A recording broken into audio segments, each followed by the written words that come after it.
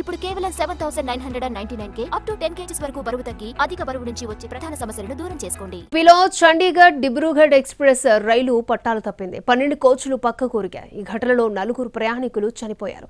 20 మందికి పైగా గాయపడ్డారు. లోని గోండా జిల్లాలో చండీగఢ్ డిబ్రూగఢ్ ఎక్స్ప్రెస్ రైలు పట్టాలు తప్పింది. మధ్యాహ్నం 2:35 ప్రాంతంలో ఈ ఘటన చోటు చేసుకుంది. ఈ ప్రమాదంలో 4 ప్రయాణికులు మృతి చెందగా దాదాపు 20 మందికి పైగా గాయపడ్డారు. రైలు బుధవారం రాత్రి చండీగఢ్ స్టేషన్ నుంచి అస్సాంలోని డిబ్రూగఢ్కు బయలుదేరింది.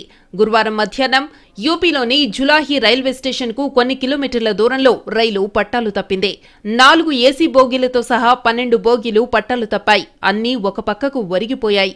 దీంతో ప్రయాణికులు తీవ్ర భయాందోళనకు గురయ్యారు. రైలు పట్టాలు తప్పిందన్న సమాచారం అందుకున్న పోలీసులు వెంటనే అక్కడకు చేరుకుని సహాయక చర్యలు చేపట్టారు. 15 అంబులెన్సులు, మెడికల్ బృందాలను రప్పించారు. క్షతగాత్రులను సమీపంలోని ఆసుపత్రికి తరలించారు. ఘటనా స్థలంలో సహాయక చర్యలు చేపట్టారు. ప్రమాదం గురించి తెలియగానే యూపీ ముఖ్యమంత్రి యోగి ఆదిత్యనాథ్ యంత్రాంగాన్ని అప్రమత్తం చేశారు.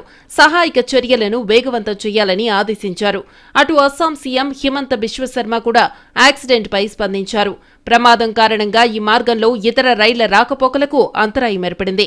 కనీసం 13 రైళ్లను దారి మళ్లించినట్టు రైల్వే శాఖ అధికారులు వెల్లడించారు. కొన్ని రైళ్లను రద్దు చేశారు. ప్రమాదం జరగడానికి కారణమేంటనే కోణంలో రైల్వే శాఖ విచారణకు ఆదేశించింది. ఈ ప్రమాదంలో ప్రయాణికులంతా చెల్లాచెదురయ్యారు.